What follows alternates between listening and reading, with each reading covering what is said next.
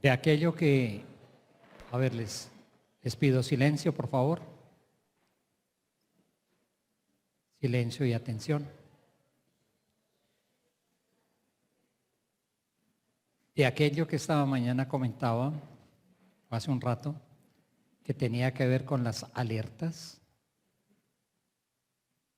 me parece que amerita decir una palabra sobre dos últimos puntos de alerta que tiene que ver también con lo que tendremos que seguir trabajando. Ya lo mencioné algunos puntos sobre el plan mismo. La bondad la mencioné en todo lo que unificó, el orden que le dio. Pero ya mencioné algunas cosas de estas. Un plan pastoral lineal mientras una realidad en espiral y en cambio fuerte. ¿En qué medida ante eso algunas de las cosas que se programaban podían ya estar desactualizadas prontamente por el movimiento que hay en la realidad en la sociedad? ¿Alguna observación que apareció en todas estas evaluaciones? El plan dio seguridad, pero con el riesgo de encerrarnos en la seguridad dada por el plan, no abriendo espacio a la creatividad misionera, porque lo que nos aseguraba de pronto simultáneamente nos podía frenar. Como también, y aparece en varias de las constataciones, vamos realizando lo que está programado, vamos rindiendo cuenta de lo programado, pero también a veces inflando los datos. Entonces, demos respuesta cuántas, y aparecían datos inflados, pues que no correspondían a la realidad de las parroquias. Se inflaban los datos. O sea, una tendencia inflacionaria también. Ya lo mencioné, si hubo una persona, capto yo, dialogando con quienes hemos dialogado y releyendo, que asumió con un realismo inmenso en su momento, como fue el padre Ernesto. Él era una persona que se hacía periódicamente, se hacía la pregunta si esto respondía o no, y se hacía la pregunta. Como también trataba de cuidar para que no hubiera un triunfalismo. Alguien usó la imagen, caminando en la cima de la carreta, contentos, pero no estamos viendo los baches del camino. No estamos viendo los baches del camino. Y ciertamente el triunfalismo no es criterio de evangelización. No lo es. No lo es. Falta de continuidad. No obstante, de haber una programación, se interrumpían procesos, estando programado. Se interrumpían procesos formativos. Algunas escuelas formativas que se pusieron en marcha hace unos años se perdieron. Antes de aparecer Escuela de Jesús, otras. El gran problema de la interrupción de procesos. Por razones distintas, por cambios de párrocos, por muchas cosas, procesos que se interrumpen. Hay un punto que es bien interesante. Todo plan requiere acompañamiento. Es decir, no es suficiente con decir, tenemos el material, se lo entrego a la comunidad y ve a ver cómo se defiende. No. Y cada día se ve la necesidad del acompañamiento. No puede ser simplemente yo le entrego el material y por allá nos vemos dentro de un mes y me cuentan cómo van. No.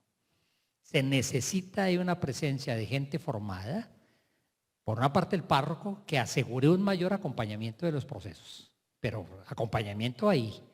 Eso en el fondo también ese es pastoreo. Es pastoreo, es estar ahí en esos procesos, sobre todo esos procesos formativos que son tan importantes. Se evidencia y hay una alerta. Se entregaba y ve a ver, pero de pronto desde lejos.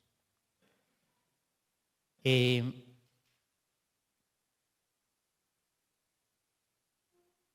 último punto que menciono de esto antes de entrar en los dos gruesos de voces y horizontes, me pareció importante extractar este punto porque es que apareció varias veces en lo que nosotros fuimos haciendo. ¿Cuál es el alcance real de las evaluaciones? Porque es que se evaluaban permanentemente, había evaluación permanente. Entonces, se hacían evaluaciones, pero quizá sin el suficiente discernimiento y reflexión, porque es posible que una evaluación de pronto manifestara problemáticas más hondas. Eran muy descriptivas. Y muy descriptivas, pues sí, en ese momento se planteaban así, de lo último que había pasado, de lo último. Pero quizá se ve la importancia de ir teniendo un trabajo evaluativo de alcance más global. Evaluaciones internas. Nosotros hacemos nuestras evaluaciones con los criterios que nosotros mismos manejamos, hechas por los sacerdotes y por los agentes de pastoral. Parece que ese fue uno de los puntos impactantes de la evaluación del 17-18, cuando fue hecha, pensada, puesta en marcha por unas laicas con metodología clarísima científica. Porque normalmente nuestras evaluaciones son bastante narrativas, como fue, sí, resultamos, salió bien, pero ya cuando se toma una metodología de tipo sociológico para poner unos medidores y por esa criba pasa todo, eso ya es distinto, porque a veces resultamos hablando los mismos sobre lo mismo y los mismos con las mismas. Y nosotros haciendo, nosotros planeando, nosotros nos evaluamos. Pero cuando hay una voz externa que dice una palabra, porque esas encuestas en su momento se les dirigieron a todo el mundo, ¿no? En los colegios, a los niños de quinto y a los jóvenes de 11, unos cercanos a la iglesia, otros de pronto para nada, a comerciantes.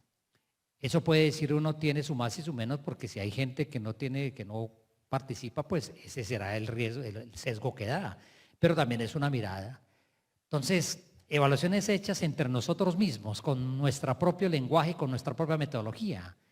Por ahí entonces, cuando se hace esa con una metodología y aceptamos ser evaluados tranquilamente con otros criterios empíricos, pero criterios también científicos, hechos por sociólogas que nos hacen mirar las cosas de otra manera y que necesariamente abren otros puntos de evaluación.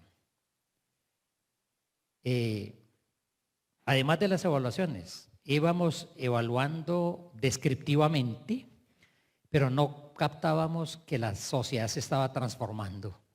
Evaluemos lo que estaba programado y ya. Evaluamos, resultó sí, no. Y como ya tenemos más o menos programado lo que sigue, pues sigamos. Pero bueno, eso que estamos haciendo sí responde no solamente al programa, sino responde a la sociedad. Responde a eso, no solamente a lo que ya está fijo, que hay que seguir en la siguiente fase y está ya pensado que esa es la fase que hay que seguir. Pero mientras tanto, nuevamente la imagen esta que les decía, lineal, espiral, lineal, espiral. Se evaluaba un plan global, pero las delegaciones no hacían lo mismo para ser capaces de reenfocar algunos aspectos de lo que es competente y que es pertinente para la delegación. Grosso modo son algunas de las alertas que quiero señalar simplemente como para ver, hay unos aprendizajes inmensos, hay unas alertas que dicen atención, atención, tengamos en cuenta eso. Quisiera compartirle ahora a propósito de lo que sigue. Voces, horizontes.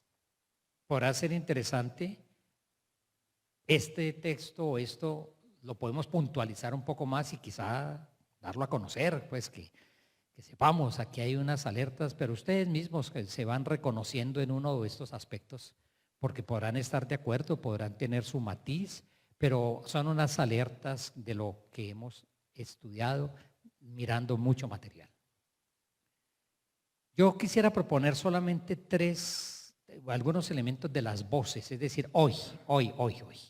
Si nos situamos en el hoy de nuestra diócesis, en el hoy de nuestras parroquias, ¿y qué es lo que las voces que nos están hablando para ver hoy cómo realizamos nuestra misión de evangelización? Tomando lo que hemos vivido de una riqueza inmensa, creo que puede ser útil tener en cuenta qué aprendimos de lo vivido y qué alertas nos deja lo vivido. Esto podrá ser incluso todavía profundizado y discutido para afinar un poco más y que no sea simplemente, creo yo honradamente, que no ha sido simplemente una impresión subjetiva, porque ha sido objeto de un trabajo entre unas 6, 7 personas en una mirada detenida y releer y volvamos y descubrimos esta evaluación que se hizo, tomémosla, leámosla y esta cómo se compagina con esto. Y eso, o sea, no ha sido una cuestión como tan subjetiva. Voces, es decir, hoy la iglesia diocesana, ¿qué voces está escuchando que le van indicando de pronto por dónde? Indudablemente la voz de la palabra. En ese orden de ideas podrá ayudarnos mucho para el trabajo que tendremos que hacer el año entrante, el texto que leímos esta mañana y que nos comentó en detalle Wilson. Es el envío de los 12. Para algunos de ustedes que están aquí presentes, que nos hemos reunido en las parroquias, en esta ronda de visitas, recuerden que con algunos yo he trabajado otro texto distinto, el texto de Lucas, que tiene muchos elementos en común con este, con una enorme diferencia. Este texto se refiere a los 12, pero puede ser mirado como texto también paradigmático de la misión. El otro texto que hemos comentado en algunas parroquias es el de Lucas, el envío de los 72. Porque los 12 puede centrar la atención solamente en el grupo de los 12, con lo que eso significa. Y desde ahí pues mirar como paradigma de cualquier misión hecha por todos nosotros. Pero el de los 72 tiene un abanico mucho más amplio. Toda vez que la invitación que yo he hecho en las reuniones que hemos tenido, ¿no? Cuando allá se dice rueguen al dueño de la mies para que envíe trabajadores a la mies, lo he comentado, cuando San Lucas escribe ese texto no está pensando en los curas, no está pensando en los curas. Lo hemos usado como un texto vocacional para ver si tenemos vocaciones, pero San Lucas no está pensando en los curas. San Lucas está pensando en una comunidad, toda ella evangelizadora. 72 por el número de países conocidos, de 2 en 2, como también hoy el llamamiento es de 2 en 2, pero está pensando no en un grupo de los 12, sino en una comunidad misionera cuando Lucas escribe ese texto. No está pensando en los curas, eso no se hizo para horas santas vocacionales pidiendo vocaciones de curas. Ruegan al dueño de la mies, no, el dueño de la mies es operarios como ustedes, trabajadores como ustedes. La mies está lista, pero necesitamos muchos más trabajadores. En ese sentido tiene un alcance. Pero no obstante eso, este o el otro tienen que ser textos porque tendrá que ser siempre desde la palabra. Siempre tendrá que ser desde la palabra. La palabra es voz. En segundo lugar, la situación es voz. Creo yo que también la situación es voz. ¿Y cuál situación? Me refiero a dos situaciones, la situación de la sociedad y la situación de la iglesia. Es decir, lo que vivimos en este momento tiene que ser voz para nosotros. Cuando yo me refiero en primer lugar a la situación sociocultural, etcétera, como voz para decir, bueno, el evangelio está destinado a estas personas, no a otras. El evangelio está destinado a estos jóvenes desinteresados, indiferentes, no a los de hace tiempo que eran piadosísimos, sino es a ellos, no es a otros. La evangelización está destinada no a las familias estables, sino a estas familias en crisis, pero son las que necesitan el evangelio. Esa es la realidad, no es otra. Eso pide de parte de nosotros un aterrizarnos para decir esto es. Esto es para no llorar sobre la leche derramada, sino ver los desafíos que tenemos de evangelizar un mundo que se está transformando. Por eso, al hablar es una expresión ya muy repetida. Es un cambio epocal, indudablemente, que va generando una concepción humana distinta, antropológica distinta, ética distinta, que se caracteriza por muchas cosas. Es una sociedad mucho más plural. Nuestra diócesis tiene una identidad católica muy fuerte, muy fuerte. Se percibe. Otra cosa es, pues bueno, y eso se plasma en experiencias de vida comprometidas, es otro problema distinto. Pero no obstante eso, sí hay toda una transformación que tiene que ver con la ética, con la manera de apreciar la persona. Creo que hay una nueva configuración religiosa, aunque nuestra diócesis tiene también un sustrato religioso católico supremamente fuerte. Miren, les comparto una de las cosas que a mí me ha llamado mucho la atención en estos recorridos que hago, el cariño tan inmenso con que, por ejemplo, en las veredas, las comunidades quieren construir su capilla. Pero son así, pues eso no es. Con alguna de ellas nos reuníamos y, Monseñor, nos permite celebrar sacramentos acá. La Eucaristía es el sacramento principal. Pero no me vayan a hacer una parroquia paralela. Pero en segundo lugar, cuidemos el capillismo. No utilice esa palabra, pero cuidemos el capillismo, porque eso puede atomizar y fragmentar. Y tengan cuidado con que ustedes son unas veredas que han tenido con qué, pero hay otras que no. Entonces tengan cuidado en no alimentar ciertos complejos de superioridad porque tenemos nuestra capilla bella, las otras pobres veredas no. Tengamos cuidado porque eso puede ser un fraccionamiento comunitario y un paralelismo parroquial, otra parroquia. No, que aquí celebremos todo, que aquí casemos, que aquí hagamos esto y que esto lo volvamos un lugar donde vengan de todo lado a casarse y no sé qué. No, creo que no. Pero me ha llamado la atención el cariño con el cual las comunidades quieren tener su capilla. Ahí hay un tema identitario importantísimo, ahí hay un tema de comunión interesantísimo. Por eso yo estos días cuando los oigo a ellos ya he estado en varias capillas y ya quedó una cita para bendecir otra ahorita en la novena Navidad y por ahí otra. Si Monseñor, ¿cuándo va a venir a bendecirla? Pues cuando la terminen. Aquí estoy. Pero eso indica algo, Pero no obstante eso, sabemos que hay todo un cambio también en una nueva configuración religiosa, de la cual nosotros tenemos que ser conscientes. Hay varias parroquias ya, no hay mucha la presencia de grupos no católicos, va creándose mucho unas espiritualidades muy particulares, espiritualidades muy en orden a tradiciones, a devociones y una espiritualidad muy devocional, y creo que a todos nos corresponde hacer una reflexión bien importante sobre la piedad popular, porque es bello, también es impresionante ver lo que les impacta la fiesta patronal. Bueno, pero es una instancia de evangelización y eso permite que descubran que no solamente me interesa el santo, sino es Jesucristo, es Jesús. Entonces hay una cuestión del mismo tema religioso que creo que tenemos que pensarlo y no podemos darlo por sentado. Son católicos y ya.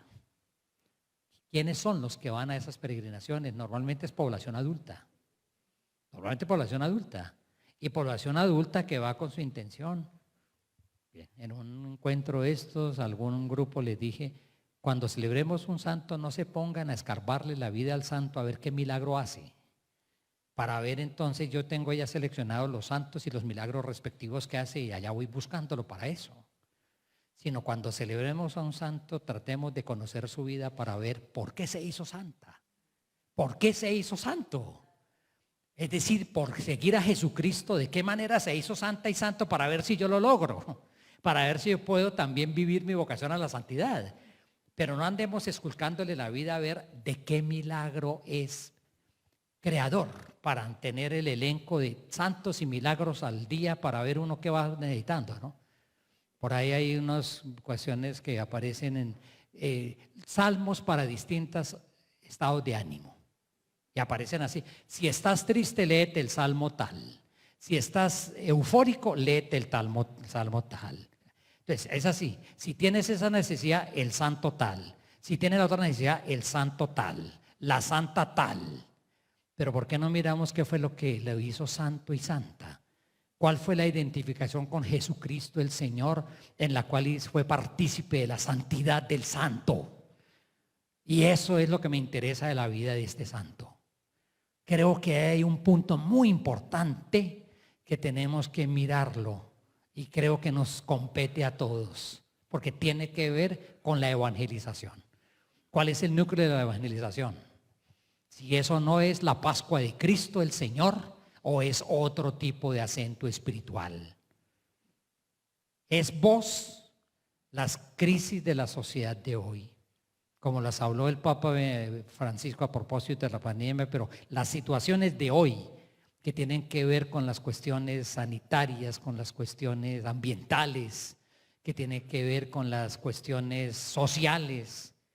El trabajo que se ha hecho este año a mí me parece que es muy interesante porque ha vuelto a poner sobre el tapete el tema de la dimensión social de la evangelización, que tiene un alcance amplísimo, que no solamente es algo, pero vamos viendo un abanico que se abre y creo que ha sido interesante los diálogos que se han tenido, la semana de formación de nosotros los sacerdotes, el congreso que vivimos recientemente, pero nos ha puesto sobre el tapete a discernir un poquito más realidades que son realidades gruesas y que necesitan un poco más de oración porque son realmente cuestiones que interpelan mucho.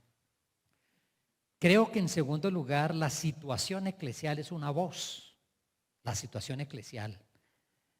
La situación eclesial de parroquias con un nivel, muchos de los más cercanos a las parroquias adultos. ¿Quieren la prueba? Mírense mutuamente.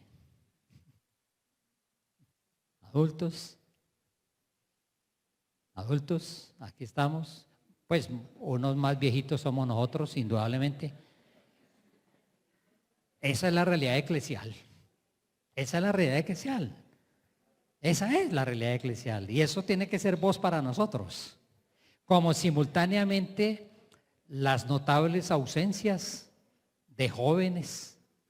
Eso es una realidad que es voz, que tiene que decirnos algo.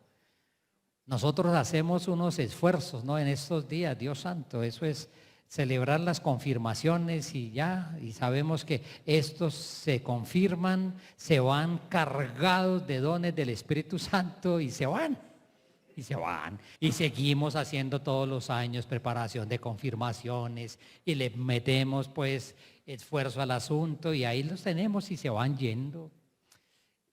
Tenemos que replantearnos muchas cosas de la catequesis, tenemos que replantearnos muchas cosas de esto, que porque tiene 14 años tiene que confirmarse, porque ese es el criterio, que porque tiene 14 se confirma.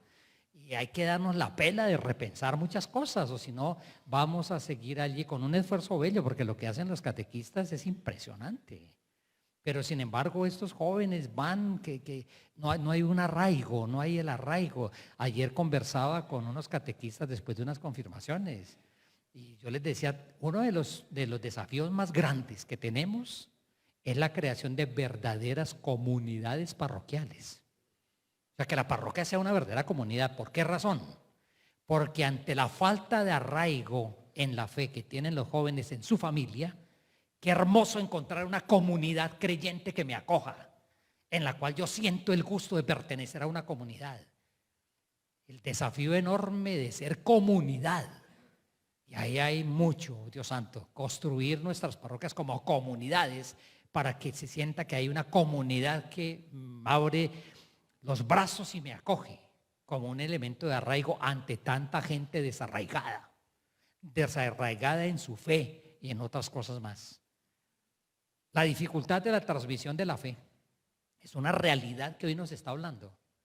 Muchos de ustedes en parroquias han hecho unos esfuerzos interesantes, involucrando más a los papás, pero son esfuerzos sueltos, pero involucran más a los papás a ver si los metemos ahí, porque la transmisión de la fe tiene una crisis inmensa. La transmisión de la fe que hacía normalmente la familia, pero no solamente la transmisión de la fe, sino otra realidad eclesial que creo yo nos está hablando, es la formación sistemática de la fe. Es decir, una catequesis de tipo sistemático que no sea solamente de carácter presacramental. Ahí hay una voz de la iglesia que nos está hablando, que nos está diciendo, bueno, revisemos, tranquilamente, charlemos, pidamos luz, pero abordemos. O de lo contrario, creo yo que seguiremos repitiendo unos esquemas y unos esquemas que darán un fruto, pero que uno dice, bueno, esto realmente sí es lo que nos corresponde hoy. Como también lo planteé ya hace un instante, pues una buena parte de nuestra vida parroquial transcurre alrededor de la liturgia. Una muy buena parte transcurre alrededor de la liturgia.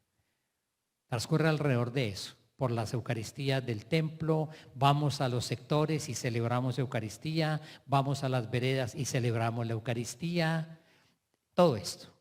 Pero los cuestionamientos que pueden surgir acerca de la celebración pascual de la fe, si lo que nosotros celebramos alcanza a darse cuenta que es una celebración pascual, y esto porque hay una vida cristiana muy nutrida por muchas devociones, pero no necesariamente por un sentido pascual de lo que yo vivo.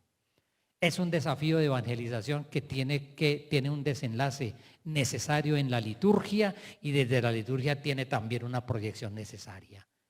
Creo que ahí hay un campo bellísimo, apasionante, que está ameritando de parte de nosotros también un discernimiento como toda una ruta de evangelización. Creo yo que otra voz que estamos escuchando, lo expreso de esta manera, es la voz de estos acentos en la autocomprensión que tiene la iglesia hoy. Porque la iglesia del mundo entero, particularmente en la invitación del Papa Francisco, ha sido invitada a que vuelva a hacer una mirada sobre ella misma. No creo yo que en un eclesiocentrismo, pero un poco en la línea hermosa de Lumen Gentium y un poco en la línea del Vaticano II, ¿no? Iglesia de Cristo, ¿qué dices de ti misma? ¿Quién te hace ser iglesia? ¿Por qué eres iglesia? Que es lo que hemos compartido con algunos de ustedes en las parroquias. Cuando yo le he dicho, ¿dónde está la parroquia? En la comunidad, porque la parroquia es la comunidad. La parroquia no es el templo, la parroquia no es el cura, es la comunidad. Sí, pero ¿qué tipo de comunidad? Una comunidad construida sobre Jesucristo. Es sobre Jesucristo como piedra y somos templos. Somos piedras vivas. O es un rebaño, pero que tiene un solo pastor, que es Cristo. O es un cuerpo, pero que tiene una sola cabeza, que es Cristo. O es un grupo de sarmientos, sí, pero pegados a una sola vid, que es Cristo. Y el centro es el Señor Jesús. Y desde ahí somos lo que somos, por Él. Por eso sí hay una autocomprensión que la iglesia va teniendo hoy. Y creo que por ahí nos está invitando también el Papa Francisco. Y en ese orden de ideas, pues yo veo el trabajo que hizo la Asamblea Eclesial de América Latina. Fue interesante. De pronto, es mi impresión, pudo estar un poquito ahí en confluencia, en convergencia, no muy feliz con el comienzo de los trabajos del sínodo, pero ahí hubo un trabajo interesante en el cual también participamos más o menos nosotros. Hubo parroquias que hicieron se notaba unos informes claros, hubo otras que se notaban unos informes así muy rapidito, muy rapidito. Y salgamos esto y mandemos allá porque esos en la curia sí son muy cansones. Entonces, mandémosle rapidito ese informe y ya. Pero ahí hubo unas luces interesantes de la Asamblea de América Latina. Pero indudablemente la experiencia actual de iglesia en situación de sínodo nos está dando unas pautas supremamente importantes. Y esto que está sucediendo en este momento, es decir, se acaba de realizar la primera asamblea sinodal en octubre, pero fruto de 2 años, que se prolongará durante 1 año hasta la segunda asamblea que va a ser en octubre del año entrante. Pero durante este año el Papa nos ha invitado a toda la iglesia que nos pongamos en una tónica de discernimiento, porque muchas de las cosas que se han hablado allá no son tan lejanas a nosotros. Están interpretando la realidad de la iglesia, con sus particularidades locales, por supuesto, pero no son tan alejadas. Y si uno mira el documento síntesis que entregó el sínodo, por una parte, primero, si uno mira la carta que envió el que enviaron los obispos al pueblo de Dios al terminar la carta, una carta de unas 2 o 3 páginas, antes de que saliera el documento síntesis. La carta tiene unas cosas muy interesantes, la carta, solamente la carta. Ahí hay una voz que dice, todos estamos convocados a partir del bautismo, todos. La iglesia es universal, se va a desarrollar y se realiza con una metodología que se llama conversación espiritual, que eso implica diálogo, pero desde la palabra, en silencio orante, escuchándonos, dejándonos alimentar por la palabra de la otra persona. La carta también habla de los dramas del mundo. La carta también invita a una conversión seria, real. Hace unos días hablando, ¿y cuál puede ser hacia el año entrante si a veces está esa cuestión de lo eclesiocéntrico y centrados? Y una persona hizo un apunte, me parece a mí muy justo. Pues el punto de partida fundamental de todos nosotros es cómo nos situamos ante el reino. El anuncio del reino. Nosotros los primeros. ¿Y qué nos dice? El reino de Dios está cerca. Es lo que dice el texto de hoy. Vayan, pero anuncien eso. Pero los primeros que estamos interpelados para tomar posición ante el anuncio somos nosotros, el reino que es para nosotros. Esa carta habla de la necesidad de escucha y esa carta invita a que la iglesia de Occidente aprenda de la iglesia oriental, que tiene una práctica de sinodalidad mucho más arraigada que nosotros, la carta. Pero si yo miro el documento síntesis, en el cual nos estamos inspirando cuando aparece una iglesia sinodal en misión. El documento síntesis que acaba de salir con una observación. El Papa ha dicho, no me interesa que el sínodo salga un documento. Me interesa que salga un movimiento de iglesia. Y una iglesia que se reencuentra con su hermosa vocación misionera y que se reencuentra con la urgente exigencia de sinodalidad. Eso es lo que interesa. Si sale algún documento, bueno. Pero este que acaban de aparecer, del documento síntesis, creo que nos va dando unas pistas, porque eso es lo que nos invita a que sigamos profundizando. Y creo yo que estamos en sintonía. Creo yo que tendremos que vivir el año entrante, de ir entre nosotros en un discernimiento para ir entre juntos, mirando el momento de evangelización de la diócesis. Tiene un paralelo impresionantemente rico con lo que está viviendo la iglesia. El documento, el rostro de la iglesia sinodal, experiencia, comprensión, unidos e invitados por la Trinidad, oigan esto, entrar en una comunidad de fe, la iniciación cristiana. Miren, hay algo que tiene que ver con ese tema de iniciación cristiana. Los pobres, protagonistas del camino de la iglesia. Son voces también que nos están diciendo algo. Una iglesia de toda tribu, lengua, pueblo y nación. Pues nosotros más o menos somos homogéneos, ¿no? Más o menos creo que somos más o menos como de las mismas tribus. Nosotros más o menos. Creo que tenemos más o menos la misma lengua, más o menos la misma nación, pero es una iglesia plural. Bien, pero si yo miro el segundo capítulo de ese síntesis, ahí aparece una afirmación. Todos discípulos, todos misioneros. Y la palabra todos es contundente. La iglesia es misión. No simplemente tiene una misión, es misión. Es misión. Un elemento que aparece, la mujer en la vida y en la misión de la iglesia. La gran mayoría son mujeres, ¿cierto? La gran mayoría. La gran mayoría. La vida consagrada y los movimientos laicales. Si a mí me da por decir ahorita que Cristo resucitó, es posible que algunos respondan.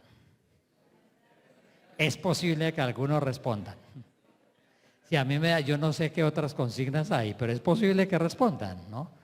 Y entonces en una de los encuentros que tuvimos en El Socorro, con todos los servidores de la pastoral, de las parroquias, de las 3 parroquias de allá, me dio por decir esto, para decir, a ver, les dije, a mí me toca siempre como inclinarme y pedir un poquito de comprensión. Decía, tal vez la misión de los de Emaús no es solamente tener prosélitos para Emaús, sino es evangelizar.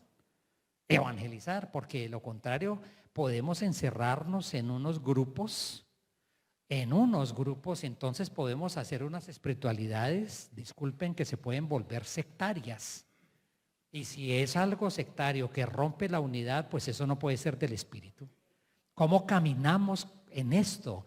Con la belleza y la intuición de cada carisma, pero cómo caminamos para que efectivamente sea una presencia que cree unidad y que una esfuerzos de evangelización. O si no, si yo hablaba de la construcción de las capillas en las veredas y que no caigamos en capilismo y que ellos sientan, tenemos nuestra capilla, pero yo formo parte de una parroquia, de una comunidad y ya no volvemos nunca más al templo parroquial porque aquí tenemos todo. Creo que es un contrasentido. También lo habla explícitamente todos estos grupos bienvenidos, pero en una coordinación diocesana, pero simultáneamente sabiendo que la razón de ser de todo esto tiene que ser es la evangelización, no puede ser otra cosa. Entonces no es solamente para que vengan a engrosar el número de los míos, sino que si les sirve esta experiencia bellísimo, pero es para evangelizar. Y evangelizar con otros que tienen otro acento espiritual, pero que estamos unidos en lo mismo. O si no, nos vamos a fragmentar. Nos vamos a fragmentar de una manera impresionante y creo que eso no le hará bien a nadie, ni a la diócesis ni a la iglesia en general, ¿no? Es un don de Dios, indudablemente. Por eso el texto lo pronuncia. Un signo carismático, lo llama así. La vida consagrada y las asociaciones laicales, un signo carismático, indudablemente.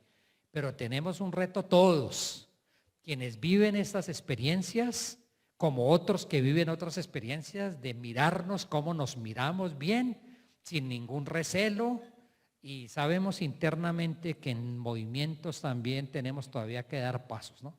Hay que dar pasos de mayor fraternidad, porque también en varios de los movimientos hay internamente...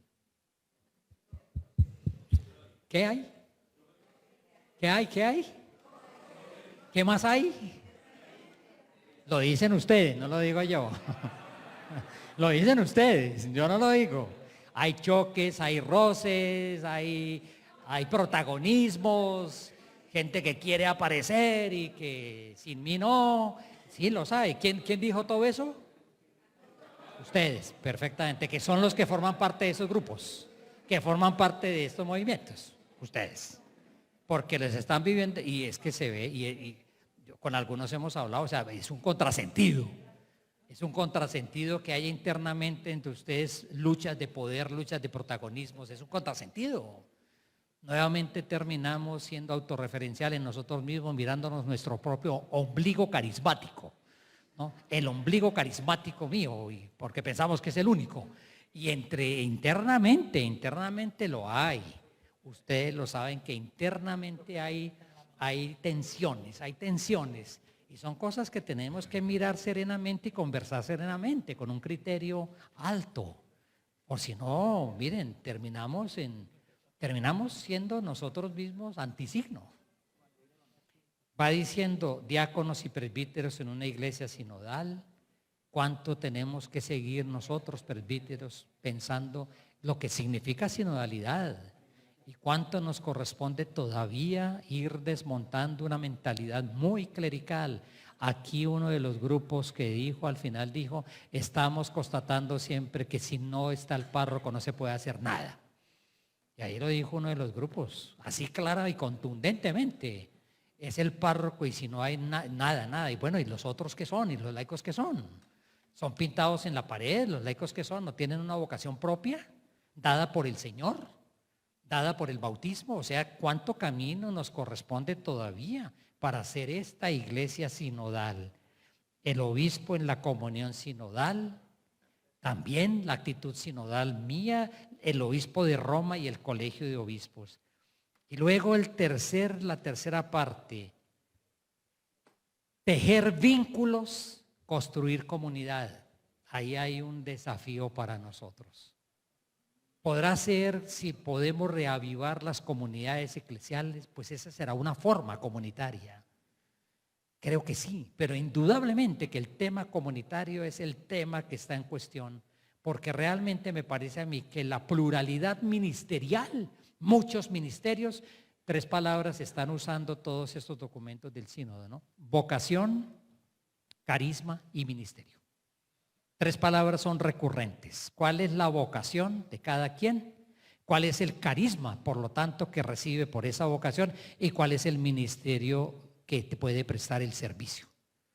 En ese orden de ideas, construir vínculos, construir comunidad, una aproximación sinodal a la formación, discernimiento eclesial, por una iglesia que escucha y acompaña nuevamente, misioneros en el ambiente digital. En el ambiente digital y luego organismos de participación, etc. Me parece a mí que esa es una voz, creo que es una voz. Creo que es una voz fuerte que hoy estamos escuchando. Es una voz que nos está hablando. La palabra nos está hablando. La realidad eclesial que está cambiando nos está hablando. Creo yo que la realidad cultural está hablándonos y estas voces de la iglesia que se autocomprende cada vez más, particularmente en esa invitación en la cual el Papa quería acompañar a la iglesia, con todos los comentarios que hay al respecto, con todas las opiniones que hay al respecto, etcétera, etcétera. Y permítanme, entro en el último punto que quiero compartir así de manera global, algunos horizontes. ¿Qué hemos hecho, por favor? Yo les he dicho, hicimos un trabajo de releer, todavía podemos puntualizarlo un poco más, ¿de acuerdo? Estoy de acuerdo, pero he querido compartirles de esa relectura que se ha hecho de todos esos informes, evaluaciones y hemos mirado, he querido señalar unos aprendizajes, en segundo lugar unas alertas y luego ya entrando en el momento de hoy, qué voces y cada quien podrá seguir escuchando otras voces y qué horizontes, hacia dónde creo que se va abriendo y por donde siento que nos va invitando el Espíritu a caminar. Primer elemento que quisiera compartir. Es un nuevo momento de la vida y de la misión de la iglesia, no de la diócesis. La iglesia está hoy buscando vivir de manera fiel un momento nuevo porque es que hay una transformación, hay cambios. Yo me pregunto sencillamente, ¿de verdad somos suficientemente conscientes de eso? ¿O en qué medida pasamos de agache? Y podemos seguir programando lo que estamos programando siempre, pero la espiral seguirá moviéndose. Los nuevos, creo yo que en la evangelización tenemos un nuevo interlocutor, que ya no es una cultura toda ella permeada de catolicismo, ya no. Es una cultura distinta, más plural. Ese es el nuevo interlocutor de evangelización. Y eso pide de parte de nosotros tomar conciencia de ello con las implicaciones evangelizadoras que esto trae. Trae implicaciones. Creo que es importante tomar conciencia de eso. Así como se ha hablado muchas veces en nuestro proceso de evangelización de la categoría entorno y contorno, alguna vez yo les comenté y les propuse, yo sugiero la otra categoría, el dintorno. El entorno que es el modo de presencia en la realidad hacia afuera, en la percepción que tiene la comunidad, el contorno que es la realidad del mundo en la cual estamos, pero la otra es interesante, es cuál es la vida interna de la comunidad. Si la casa es aquí alrededor, esto es el contorno, si el entorno son los muros para ver cómo es que está hecha, pero ahora miremos adentro cómo andamos. ¿Cómo andamos internamente? ¿Cómo andamos nosotros internamente? Hay una urgencia. Ese trabajo que ustedes hicieron la semana pasada en la asamblea parroquial. A propósito, miren que el Papa va como en 27 catequesis sobre el ardor evangelizador, va como en 27. Y esta que trabajamos la semana pasada, el 15 de febrero de este año, sobre el primer apostolado, los primeros discípulos, esas categorías que pone el Papa ahí, que las trabajamos, muy interesante, llamó para que estuvieran con él y para enviarlos. Y esa reflexión que hace el Papa sobre estar con, no se puede ir a si antes no se ha estado con él. Y el estar con él que no lo lance a uno a ir hacia tampoco es válido. Pero eso ahí tiene que ver mucho, y ustedes y yo estamos invitados a estar con el Señor, a vivir una verdadera experiencia de encuentro con el Señor, pero a fondo, a fondo. Es esa expresión tan lúcida del Papa Benedicto, alguna vez hablándoles a los obispos de Italia. No habrá relanzamiento de la acción misionera en la iglesia si no volveremos a vivir una fuerte experiencia de gracia y de oración. No podremos conquistar a los hombres para el evangelio si primero nosotros no somos conquistados por el evangelio. Lucidísima esa expresión del Papa Benedicto con los obispos de Italia. No habrá relanzamiento de acción misionera si no volvemos a una experiencia de gracia, y ahí estamos todos concernidos. Es el encuentro de verdad con el Señor Jesús. Desde ahí brota todo. De lo contrario, diremos cosas, hablaremos cosas, haremos discursos, lo que sea. Pero no tendrá el alma de la misión. Y esas expresiones que se usaron la semana pasada, a propósito del capítulo 10, que es este que se leyó hoy, como lo presenta el Papa así muy sintéticamente. ¿Por qué? ¿Qué? ¿Y cómo? ¿Por qué la misión? ¿En qué consiste la misión? ¿Y cómo hacer la misión? Estamos invitados todos a crecer en esa conciencia de la urgencia del evangelio, y eso desemboca, por supuesto, en una exigencia importantísima: ardor misionero. Sin ese ardor misionero, lo que nosotros hagamos podrá ser planeación, planificación, programación, pero sin el ardor misionero uno no hace. Tiene que haber una experiencia de Jesucristo muy fuerte, y tiene que haber de parte de todos nosotros una convicción de por qué evangelizo. Esos dos verbos que en otra catequesis el Papa propuso en otra. Él dice: los evangelizadores de hoy deben de dos verbos. Uno, sufrir, y otro, arriesgar. Pero cuando habla de sufrir, no es los envío como ovejas, no. ¿Qué dice el Papa en una de esas catequesis? Tenemos que sufrir porque Cristo no se ha conocido. No es el sufrimiento que me produce la dificultad de la misión, no. Tiene que hacerme sufrir el ser consciente de que mucha gente no conoce a Jesús. Eso tiene que producirnos sufrimiento, dolor, y simultáneamente arriesgar. Y dice: lanzarnos a algo creativo, audaz. Ese es el sufrimiento, me impacta, porque es que ustedes y yo tenemos que convencernos que hay de mí si no anuncio el evangelio, porque es urgente, o como Francisco dice en Evangelii Gaudium, que no solamente a mi deber de evangelizar existe, sino que le corresponde al mundo el derecho a que se le anuncie el evangelio. Así sean ateos, pero precisamente necesitan la luz de la vida. Es mi deber y el derecho que tiene el mundo de ser evangelizado.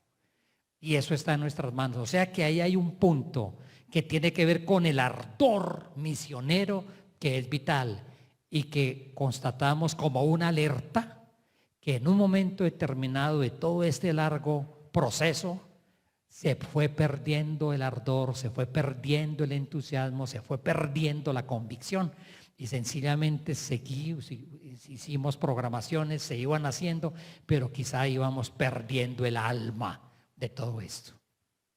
¿Cuántas veces ustedes y yo cantamos alma misionera?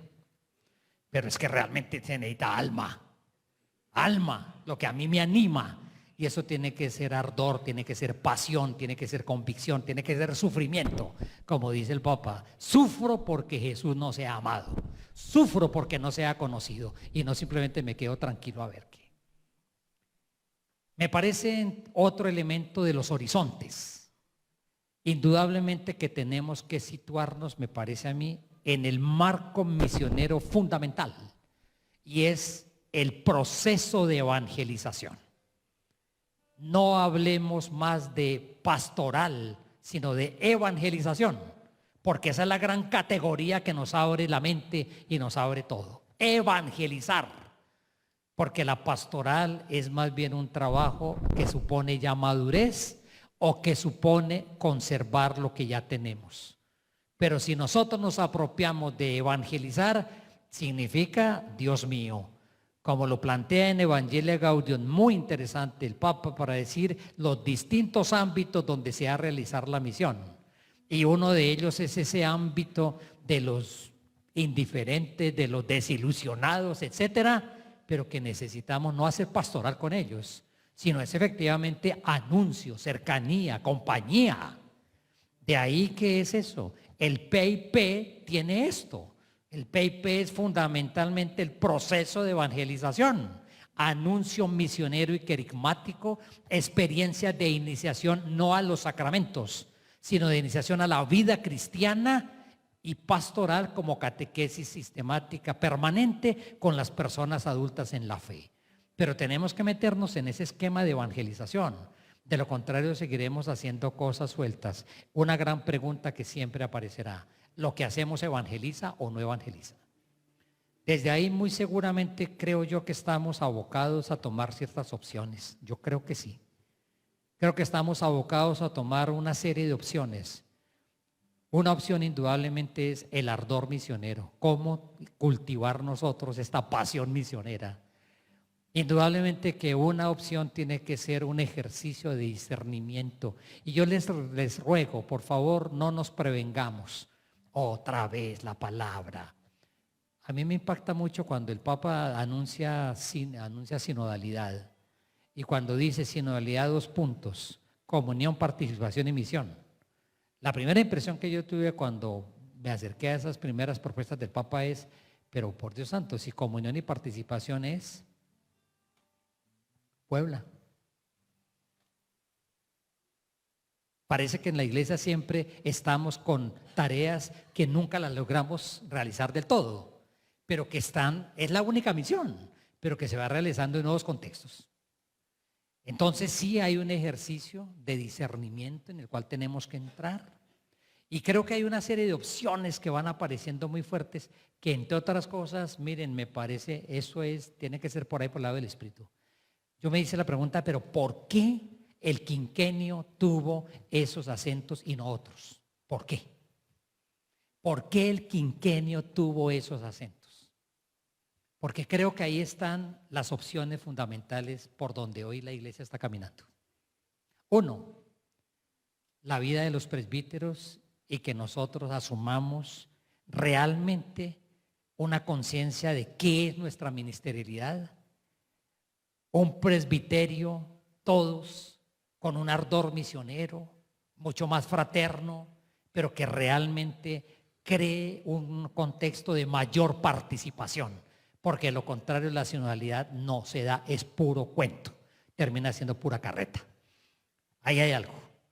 Pero en segundo lugar, el segundo año fue familia. Esa es una opción vital hoy y quizá por ahí tenemos que meter todos en la diócesis un trabajo inmenso, familia. Pero miren que los otros 2 años que trabajamos tienen que ver con esas poblaciones humanas en las cuales se está jugando mucho, niños y jóvenes. ¿Por qué el Papa Francisco hace 2 sínodos sobre la familia? ¿Por qué hace un sínodo sobre los jóvenes nuevamente cuando ya se había tocado el tema hace rato? Y el último año, vulnerables, pero en vulnerables es dimensión social. Miren que el quinquenio tenía una sabiduría impresionante. El quinquenio creo yo que no apareció de la nada porque sí. porque en ese momento ya la diócesis fue haciendo un discernimiento de los puntos medulares hoy de la evangelización y que quizá constituyen las opciones fundamentales que debemos tomar, que tiene que ver con ardor misionero, que tiene que ver con un ejercicio de discernimiento, que tiene que ver con familia, indudablemente. En una de las reuniones que tuvimos de estas que estoy haciendo por las visitas, fue muy interesante porque en una parroquia nos dimos cita. Alguna reunión parecida se hizo en otra parroquia, pero más poquito. Pero allá yo no sé cuántas personas estábamos, fácilmente 30 o más. De todo. Administración, bomberos, líderes sociales, gremios, policías, comisario de familia, un montón de gente. Pero de todo, fue muy interesante.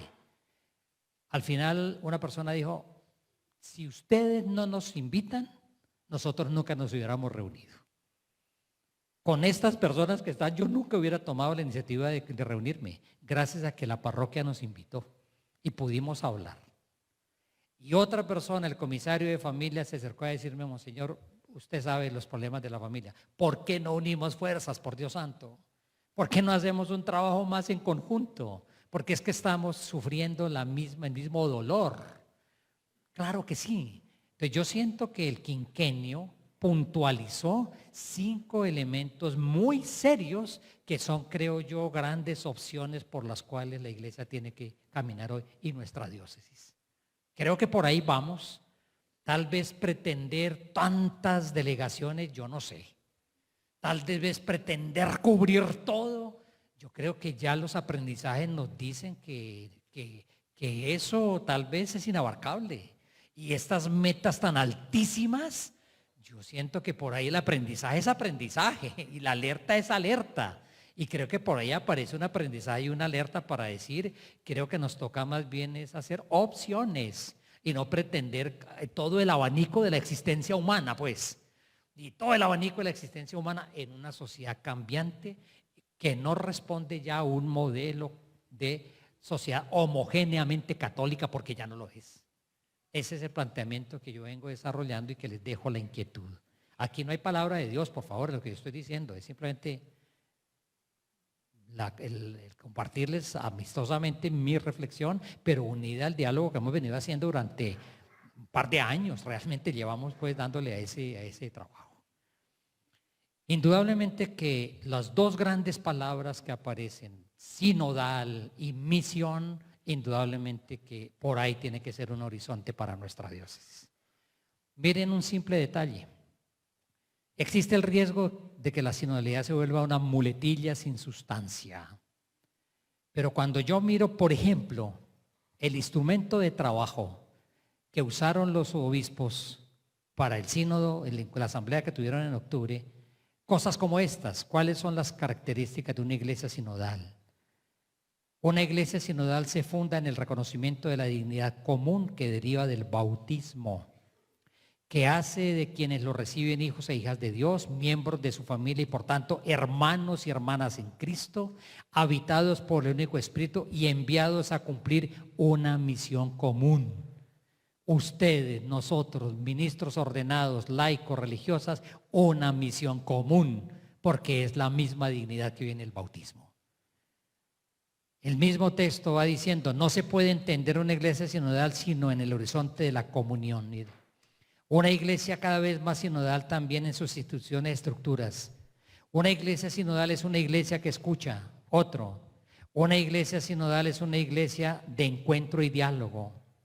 Una iglesia sinodal debe ser humilde, sabe que debe pedir perdón y tiene mucho que aprender. Tenemos mucho que aprender. Sabemos mucho y hemos recorrido muchísimo, pero creo que nos falta todavía aprender. Y eso es importante en este momento en que estamos. No teme la variedad de la que es portadora, sino que valora sin forzarla a la universalidad, a la uniformidad. Una iglesia que promueve, oigan esto, el paso del yo al nosotros. Así lo expresa ese documento. Hay que pasar del yo al nosotros. El yo, mi grupo, al nosotros. El yo, párroco al nosotros, yo obispo al nosotros. El paso del yo al nosotros. Ahí hay una mentalidad y hay una manera de ser comunidad. Una iglesia sinodal afronta con honestidad y valentía la llamada a una comprensión más profunda de la relación entre amor y verdad. Característica, gestionar las tensiones sin dejarse destruir por ellas. Otra característica de la iglesia sinodal. Hay más elementos, pero sencillamente en eso tendremos que profundizar. Y por supuesto, la segunda gran palabra que aparece, misionera, es una iglesia en salida, con arrojo, propositiva, y una iglesia que dice, como ya lo mencioné, que sufre y que arriesga. Ya hablé de las opciones, que creo que es un horizonte que se nos está abriendo. Y para finalizar, una palabra que creo que tendremos que planteárnosla en algún momento de nuestro camino durante este año. En la palabra plan. Tendremos que plantearlo con las alertas y con los aprendizajes. Que no sea una realidad en espiral y una linealidad de unas etapas fijas, casi que inamovibles. Que cómo hacer es un discernimiento que tenemos que hacer. Yo no tengo la receta, tenemos que buscarla. Una realidad, lo que les decía de la visita al Límina, que haga, que pueda corresponder a esta realidad dinámica en la cual estamos, que la ruta no se ahogue en el plan de la ruta. Se trata solamente de volver a programar. Programemos el año entrante. ¿Qué? ¿Por qué programamos? ¿Para qué programamos? ¿Hacia dónde vamos? La pregunta, que fue una de las observaciones que yo hice cuando evaluábamos si lo que programábamos realmente respondía a semejantes metas tan altas, muy bellamente definidas pero altísimas. Todo lo que programamos evangeliza, centrarnos en evangelizar. Y si hay que hacer un programa es en orden a la evangelización. Cuando se ha captado en las alertas que en un momento determinado se creó una metodología y una estructura que se volvieron un poco pesadas, casi que asfixiantes, y que estábamos entrando en una repetición con cierta rutinización. Desde ahí, ¿cuáles son los organismos eclesiales que se requieren? Delegaciones. Hay diócesis que han hecho opciones para decir 3 grandes diaconías y no más.